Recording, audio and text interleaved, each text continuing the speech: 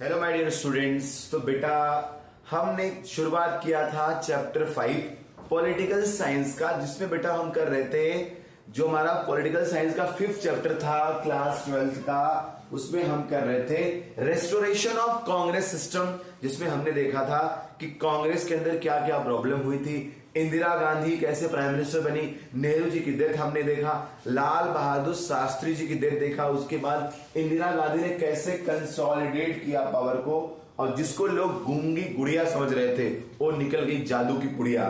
तो आज हम देखेंगे कि गूंगी गुड़िया ने कैसे किया जादू की पुड़िया का काम, इसी के बारे में शुरू करने वाले हैं। अब यहां पे बेटा जो हमारा नया टॉपिक अब शुरू होने जा रहा है वो है कि कांग्रेस में जो स्प्लिट हुआ, कांग्रेस में हो गया स्प्लिट, दो कांग्रेस बन गई, उसके बारे में हम देखने वाले हैं। अब एक कांग्रेस बन गई जिसका नाम इन्होंने रखा बेटा कांग्रेस ओ ऑर्गेनाइजेशनल, सेकेंड नाम रखा कांग्रेस आर रिक्विजिशनिस्ट कांग्रेस बन गई जिसको इंदिरा जी लीड कर रही है। दूसरी कांग्रेस है जिसको ओल्ड, जो बुढ़े लीडर है, बुढ़ाओ लीडर लोग हैं, वो क्या कर रहे हैं, उसको लीड कर रहे हैं।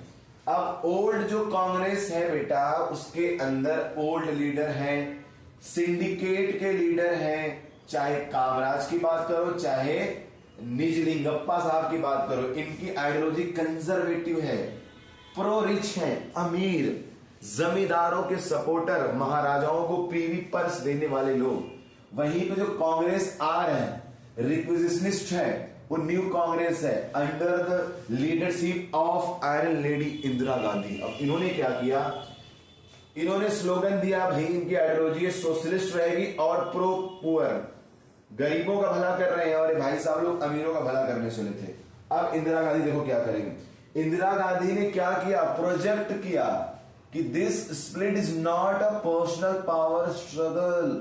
इंदिरा गांधी जी ने बोला ये हमारा स्ट्रगल नहीं भैया, ये स्ट्रगल हो रहा है आइडियोलॉजी का। कौन कौन सी आइडियोलॉजी है, एक तो वो है जो कंजर्वेटिव लोग हैं जो अमीरों को सपोर्ट कर रहे हैं, और एक आइडियोलॉजी वो है जो गरीबों को सपोर्ट करेगी, गरीबों को स्ट्रेंथन करेगी। तो इंदिरा गांधी ने अपनी पर्सनल चीजों को, पर्सनल इनिमिटी को क्या किया, इन्होंने एक देश की बात बना दिया ताकि आम लोगों से इसको जोड़ा जा सके। अब देख रहे हो यहां पे एक कार्टून बनाया गया है, इस कार्टून ओरिजिनल सिंबल कौन, जो इंदिरा गांधी के जमाने में या उससे पहले जो कांग्रेस का ओरिजिनल जो सिंबल था ना बेटा, जो चुनाव चिन्ह था, वो था दो बैलों की जोड़ी। तो स्टार्टिंग के ईयर में देख रहे हो फर्स्ट जनरल इलेक्शन में अच्छे से चल रहे हैं दोनों बैल की जोड़ी और अच्छे से किसान लेके चल रहा है, लेकिन 9 to 17 ईयर्स के बीच में धीरे धीरे करके दोनों में क्या हुआ, अपोजिशन शुरुआत हो गई, मतलब यहां से कांग्रेस के अंदर फ्रैक्शन चालू हो गया। और उसके बाद बेटा अगर आप देखोगे थर्ड कार्टून में कि दोनों उल्टा चल रहे हैं, एक तरफ कांग्रेस ऑर्गेनाइजेशन चल रहा है तो दूसरी तरफ कांग्रेस आर वाले चल रहे हैं। 22 साल होते होते इतना बुरा हाल है कि ऐसी हुई लड़ाई, इधर इसका सिंह है इधर इसका सिंह है, कांग्रेस आर कांग्रेस ओ, ऐसे हुई लड़ाई कि हल गायब, किसान छोड़ के भागा खेत, दोनों बैल लड़ रहे हैं, पूरे खेत में जो है मिट्टी मिट्टी हो चुका है। यही हाल था कांग्रेस का। ये कार्टून क्या दिखा रहा है, कांग्रेस डिपिक्ट कर रहा है कि कार्टून डिपिक्ट कर रहा है कि कांग्रेस के अंदर कितना ज्यादा बैटल आपस में ही लड़ने लगे, आपस में ही लड़ने लगे, देश की चिंता छोड़ के अपनी अपनी कुर्सी बचाने के चक्कर में लग गए ये लोग। अब हुआ क्या बेटा, 1970s का ईयर है, 1970 आ चुका है। इंदिरा गांधी को लगा भैया ये जो बुढ़ाऊ लोग हैं ना ये जीना हराम करके रखे। इन्होंने क्या किया, इन्होंने सपोर्ट लिया था क्योंकि कांग्रेस ओ वाले इनका सपोर्ट नहीं कर रहे थे। तो इंदिरा गांधी ने देखा कि स्प्लिट हो चुका है, तो इंदिरा गांधी गवर्नमेंट क्या कर रहे थे, माइनॉरिटी में आ चुकी थी, तो इन्होंने सपोर्ट किससे लिया, कम्युनिस्ट पार्टी ऑफ इंडिया से और डीएमके, द्रविड़ मुनेर खड़गम, साउथ इंडिया की पार्टी, इससे इन्होंने सपोर्ट लिया। और इन्होंने सोशलिस्ट बहुत सारे काम किए। इंदिरा जी ने लैंड रिफॉर्म किया, लैंड सीलिंग किया, ज्यादा जमीन आप नहीं रख सकते हो। इन्होंने कोशिश किया कि ऐसे काम करो कि जिससे गरीब मेरे साथ हो जाए, देश की जनता मेरे साथ हो जाए, इस पे काम इनको करना था। और इन्होंने एक काम किया, रिकमेंड कर दिया राष्ट्रपति महोदय को, द प्रेसिडेंट ऑफ इंडिया, कि प्लीज क्या कर दो, लोकसभा को जल्दी डिसमिस कर दो, फिर से फ्रेश इलेक्शन अनाउंस करवा दो। प्रीमेच्योर, आपने सुना ना, प्रीमेच्योर बेबी पैदा हुआ है, मतलब टाइम पूरा नहीं हुआ था, पहले पैदा हो गया। यहां पे प्रीमेच्योर इलेक्शन हो गया है, अभी बाकी है 1 साल। इंदिरा जी ने बोला कि पॉपुलैरिटी मेरी ठीक ठाक है, ये बुढ़े लोग के भरोसे रहने से अच्छा है ये परेशान करें, सच इलेक्शन में चलते हैं, जनता बताएगी कि असली सरकार किसके पास है। 5th जनरल इलेक्शन हो गया भैया 1971 में।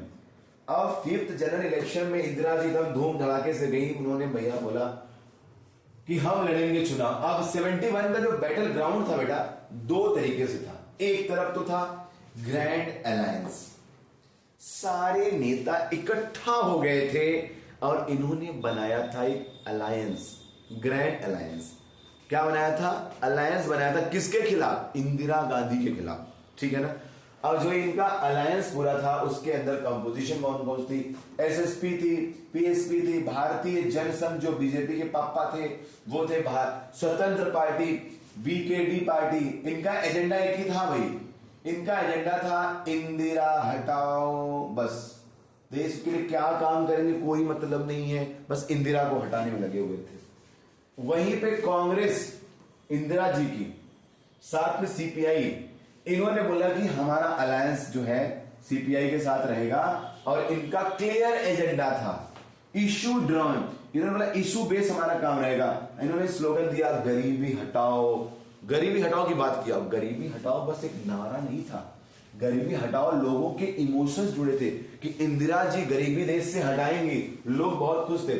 अब एवरीवन बिलीव दैट, लोगों को लग रहा था कि भैया असली जो कांग्रेस है वो तो ओ है, ऑर्गेनाइजेशन वाली। बट यहां पे दिक्कत क्या हो रहा था, लोग बोला इंदिरा जीतेंगे नहीं जीतेंगे, लेकिन इंदिरा जी का जादू तो पहले दिख गया था जब इन्होंने वीवी गिरी को जिता दिया था। तो लोगों को लग रहा था कि भैया जीतेगा तो वो वाला कांग्रेस जो ग्रैंड है।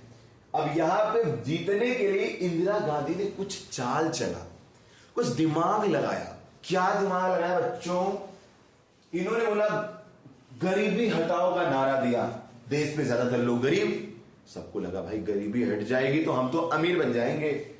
और क्या किया? Growth of the public sector, इन्होंने पीएसयू पे फोकस किया, ज्यादा से ज्यादा सरकारी बैंक, सरकारी हॉस्पिटल, सरकारी स्कूल, इस पे फोकस किया इंदिरा जी ने। अर्बन रूरल जो भी जमीनें थी, जो लैंड था, उस पे सीलिंग लगा दिया, ज्यादा प्रॉपर्टी मत रखो भाइयों बहनों, ज्यादा प्रॉपर्टी तो गरीबों को दे दो। एवोल्यूशन ऑफ प्रीवी पर्स, जो प्रिंसली स्टेट के पास प्रिविलेज थे ना भैया, जो सरदार पटेल ने दिए थे कि कोई बात नहीं महाराज आप इंडिया में शामिल हो जाओ, आपको बहुत सारे पैसे मिलेंगे। इंदिरा गांधी बोला कुछ नहीं मिलेगा, कहीं नहीं जा सकते तुम लोग, हटा दिया। लैंडलेस लेबर की बात इंदिरा जी कर रही हैं, दलितों की, आदिवासियों की बात कर रही हैं, विमेन की बात कर रही, अनएम्प्लॉयमेंट यूथ की बात कर रही। इंदिरा गांधी सबको, हर एक सेक्टर को क्या कर रही हैं? हर एक सेक्टर को टारगेट कर रही हैं। गरीबी हटाओ जस्ट स्लोगन नहीं था, स्ट्रेटेजी बिल्ड किया, एक ब्रांड बनाया नेशन वाइड सपोर्ट के लिए, जो ट्रेडिशनल पार्टी से नहीं कर पा रही थी। तो गरीबी हटाओ जो नारा था वो आम नारा नहीं था, लोगों को कनेक्ट करने का नारा था। जैसे हमारे मोदी जी ने नारा दिया, मोदी जी ने नारा दिया भाइयों बहनों अच्छे दिन आने वाले हैं, मोदी जी आएंगे तो अच्छे दिन आने वाले हैं का नारा दिया। बहुत हुई महंगाई की मार, अब की बात मोदी सरकार, ऐसे ऐसे नारे दिए, लोगों को लगा सही बात है, बहुत महंगाई आ गई, अब तो मोदी सरकार चाहिए, ठीक है ना। फिर क्या नारा दिया मोदी जी ने? अब की बार 400 पार। लोगों को कैसे ब्रांड करके नेता कैसे देखो बरगलाते हैं। तो इन्होंने क्या किया, ऐसे ऐसे नारे देके गरीबी की स्लोगन की बात किया, पब्लिक हो गई खुश। उनको लगा है कि अलग अलग जो लोग हैं इनके पास कोई एजेंडा तो है नहीं। फाइनली बेटा इलेक्शन का रिजल्ट आ गया है 1971 का। इस डाटा को मत देखना, ये डाटा थोड़ा सा गड़बड़ झाला है, याला बगू नका, इसको मत देखो, आगे बढ़ो। अब ध्यान से देखो, अब जो इलेक्शन का रिजल्ट आया, जो सिंडिकेट वाले थे बेटा वो 16 सीट पे ही लेट गए, जो सिंडिकेट के लीडर्स थे, मिला जुला के ग्रैंड अलायंस का 40 सीट ही आई, सारी सीट लेकर गई इंदिरा जी। ऐसी विक्ट्री करके जीती, 1/4 जो भी था वोट का शेयर कांग्रेस ऑर्गेनाइजेशन, बस 1/4 शेयर ही आया, लेकिन इंदिरा गांधी की हो गई एकदम लैंड स्लाइड विक्ट्री, बोले तो धुआंधार जीत हो गई इंदिरा गांधी की। अब इंदिरा गांधी ने बोला मैं चलाऊंगी देश अपने हिसाब से। कशा कशा कार्टून कंस्ट्रक्शन यहां पे दिखाया गया है। इंदिरा गांधी ने दिखा दिया असली पावर किसके पास है, मेरे पास है। असली देश किसके पास है, मेरे पास है। अब मैं बनाऊंगी हरियाणा का मुख्यमंत्री कौन होगा, पंजाब का कौन होगा, एपी का कौन होगा, बिहार का कौन होगा, आंध्रा का कौन है। ग्रैंड अलायंस आपस में जो है लड़ती मरती रही, कुछ कर नहीं पाई। अब यहां पे दिखा रहा है कि सारा जो है ना, जो अपोजिशन को इन्होंने क्या किया, बंद कर दिया। भैया तुम्हारे पास कुछ पावर नहीं है, अब इंदिरा डिसाइड करेंगी। अब बेटा जो इलेक्शन का रिजल्ट आया 71 का, उस रिजल्ट ने हाईलाइट किया कि ग्रैंड अलायंस नाम की चीज फेल हो गई है। इंडिया में कोई कोऑलिशन ग्रैंड अलायंस नहीं चलेगा, कोऑलिशन नहीं चलेगा। यहां पे इंदिरा जी चलेंगी, सिंगल पार्टी चलेगी। इस पे बात हुआ, ठीक है बेटा। तो इंदिरा गांधी की हो गई विक्ट्री। अब इसके बाद होगा भाई इंदिरा गांधी की पॉपुलैरिटी धुआं धुआं करने वाली। अब इंदिरा जी ने बेटा फरवरी में इलेक्शन जीता है, फरवरी में इलेक्शन जीता है। साल बीतते बीतते पाकिस्तान की ऐसी की तैसी, पाकिस्तान के 2 टुकड़े कर दिए बेटा।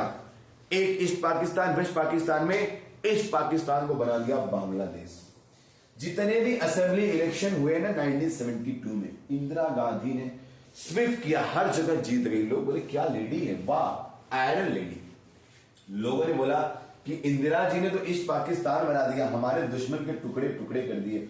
लोग इतने खुश हुए, उनको लगा कि स्ट्रॉन्ग नेशनल लीडर आ चुका है। ऐसी की जो जरूरत थी, अगर इंदिरा जी 72 में होती तो क्या मजाल कि चाइना हमारे ऊपर अटैक कर पाता। लोग बहुत खुश हुए और लोगों के सेंटिमेंट हाई हो गए। जैसे मोदी जी बोलते हैं ना, ऑपरेशन सिंदूर चलेगा, ऑपरेशन तंदूर चलेगा, एयर स्ट्राइक करेंगे, पाकिस्तान में घुसे आतंकियों के घर में घुस के मारेंगे और हम मोदी मोदी। उसी तरीके से इंदिरा गांधी के जमाने में भी हो रहा था। लोग बड़े खुश हुए, इंदिरा जी ने पाकिस्तान को मार दिया। रोटी घर में है या नहीं है कोई दिक्कत नहीं, लेकिन इंदिरा गांधी ने पाकिस्तान को मारा ना, वी आर वेरी हैप्पी। आगे देखो रेस्टोरेशन। अब देखो अब हो क्या है, जब जो नई कांग्रेस इंदिरा जी के अंडर में जो नई कांग्रेस बनी है ना बेटा, ये नई कांग्रेस पुरानी कांग्रेस से कैसे अलग थी।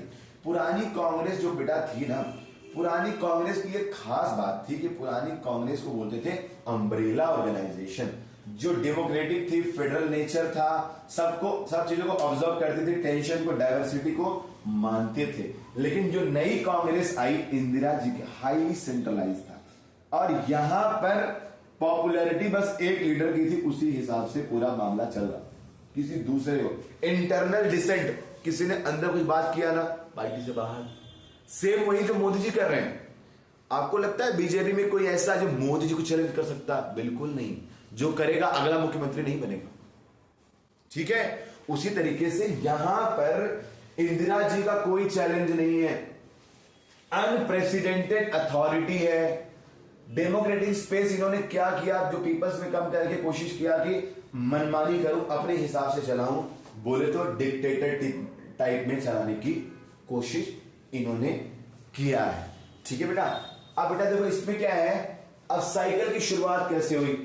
अब अगर हम देखें बेटा, मैं एक टॉपिक इसमें लास्ट में आपको एक और बताऊंगा एंटी डिफेक्शन से रिलेटेड, तो अभी आप देखते रहना। तो डोमिनेंस 1964 तक एकदम डोमिनेंस है। नेहरू जी का अम्ब्रेला है, नेहरू जी की छत्र छाया चल रही थी।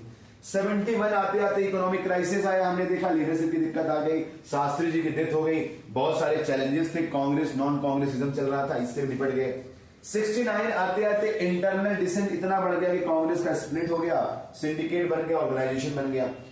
रीइन्वेंशन 1972 में हुआ, जब इंदिरा गांधी ने विक्ट्री किया, जीत गई और फिर से कांग्रेस ने अपना फिर से दबदबा हासिल किया, गरीबी हटाओ। और जो लोग मुंह बांध के देख रहे थे साउथ इंडिया में, सी अन्ना दुरई, अलग अलग पार्टीज कि अब हम पावर में रहेंगे, उनको लगा भाई कांग्रेस तो फिर से आ गई।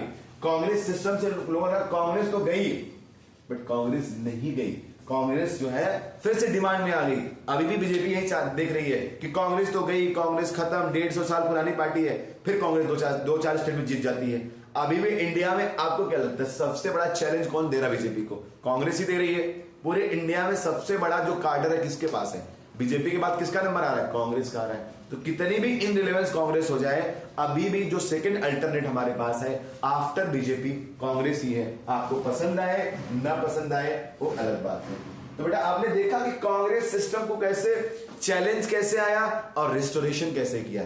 चैलेंज कब आया? नेहरू जी की डेथ के बाद। चैलेंज कब आया? शास्त्री जी की डेथ के बाद। चैलेंज कब आया? 1972 वॉर के बाद, 1962 वॉर के बाद, 1965 वॉर के बाद। हमारे यहाँ पॉवर्टी का इश्यू आया, हमारे यहाँ पर फूड ग्रेन क्राइसिस आया, हमारे यहाँ पर मॉनसून फेलियर हो गया। इंदिरा गांधी और अलग अलग ऑर्गेनाइजेशन जो ग्रुप के लीडर थे कांग्रेस के अंदर फाइटिंग चालू हो गई, आपस में डिस्प्यूट हो गया, स्प्लिट हो गया और फाइनली फिर से रेस्टोरेशन हो गया कांग्रेस सिस्टम, फिर से कांग्रेस आ गई। तो ये था ऑल अबाउट द चैप्टर। अब एक टॉपिक और बचा बेटा छोटा सा, मैं आपको बताया था, आपको शायद उस वीडियो में बताना भूल गया था कि हमारे यहाँ पे क्या है, एंटी डिफेक्शन से रिलेटेड एक लॉ है। डिफेक्शन क्या होता है? जब जिस पॉलिटिकल पार्टी के सिंबल पे आप खड़े हुए हो, इलेक्शन जीत गए हो, जीतने के बाद दूसरी किसी पॉलिटिकल पार्टी में चले जाते हो ना बेटा, उसको छोड़ के, उसको बोलते हैं डिफेक्शन करना। मतलब मेन पार्टी जिससे आप जीत के आए हो दूसरी पार्टी में छोड़ के चले जाओ। लेकिन डिफेक्शन से इतना ज्यादा दिक्कत हो रही थी कि हमारे यहाँ फाइनली एक लॉ बनाया गया, एंटी डिफेक्शन लॉ, जिसको 10th शेड्यूल में डाला गया कि भाई अगर कोई भी लीडर जो इलेक्ट होके आया है, अगर वो जो है दूसरी किसी पार्टी में जाएगा तो उसका जो इलेक्शन हुआ है वो रद्द कर दिया जाएगा, उसको फिर से इलेक्शन करना पड़ेगा। बट इसमें एक कैच रखा गया है, एक छोटा सा इसमें टिप रखा गया है कि अगर जो पार्टी के अंदर, मान लो मेरी पार्टी है काम आदमी पार्टी, और काम आदमी पार्टी में से किसी कोई एक मेंबर छोड़ के चला गया आम आदमी पार्टी में, तो वो मेंबर का जो मान्यता, उसकी जो सदस्यता रद्द कर दी जाएगी, फिर से इलेक्शन होगा। बट अगर मेरी पार्टी से 1/3 मेंबर या उससे ज्यादा, 33% से ज्यादा मेंबर मेरी पार्टी छोड़ के दूसरी पार्टी के अंदर जाएंगे, तो वहां पे एंटी डिफेक्शन लॉ नहीं लगेगा। इसका मतलब यह है कि मान लो मेरी पार्टी में 30 लोग हैं, कोई एक मेरी पार्टी छोड़ के जाएगा तो उसके ऊपर एंटी डिफेक्शन लॉ लगेगा। लेकिन मेरी पार्टी 30 में से अगर 11-12 लोग छोड़ के जा रहे हैं तो वहां पे एंटी डिफेक्शन लॉ नहीं लगता है। मतलब मेरी पार्टी में कोई दिक्कत है, इसीलिए इतने लोग नाराज हैं। अब इसी का फायदा उठा के बहुत सारे लीडर, जैसे सिंधे विंदे हो गए, सिंधे साहब हो गए, ऐसे बहुत सारे लीडर लोगों ने क्या किया, अपनी सरकार बना लिया। 10-15 लोगों को लेके, 20 लोगों को लेके इन्होंने क्या किया, पार्टी से दूसरी पार्टी में शिफ्ट कर लिया। जब ऐसा होता है, 1/3 लीडर निकलता है, तो बोलते हैं एक तरह से पार्टी का स्प्लिट हो गया है, क्योंकि बहुत सारे लीडर नाराज हो गए हैं। तो वहां पे एंटी डिफेक्शन लॉ नहीं लगता है। तो फाइनली हमारा चैप्टर कंप्लीट हो गया बेटा। किसी भी टॉपिक लगे, आपको डाउट लगे, कोई भी इश्यू लगे, आप कमेंट करो, उस पे आपका एक 1 शॉट रिवीजन वाला वीडियो फिर से बनाएंगे। और चैप्टर 6 बहुत जल्दी शुरू करने वाला है बेटा। प्लीज चैनल को लाइक करो, सब्सक्राइब करो और शेयर करो। फिर मिलते हैं। थैंक यू सो मच बेटा।